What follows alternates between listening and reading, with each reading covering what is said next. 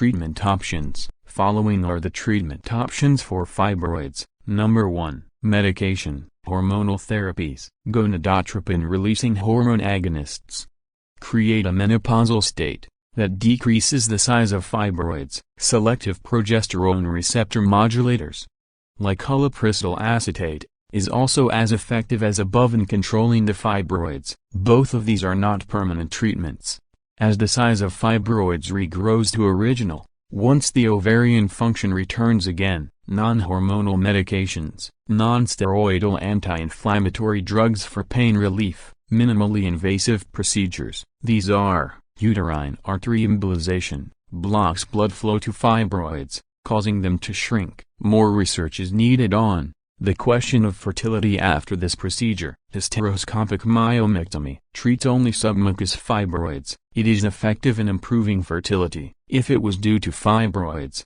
relieves heavy bleeding complaints caused by this type of fibroid. Laparoscopic myomectomy removes fibroids while preserving the uterus, using small incisions and advanced surgical tools. Traditional surgical procedures. These involve: abdominal myomectomy, removes fibroids through a larger abdominal incision. Laparotomy incision. Hysterectomy, complete removal of the uterus. The only permanent solution for fibroids. It is indicated in women with no future fertility desires.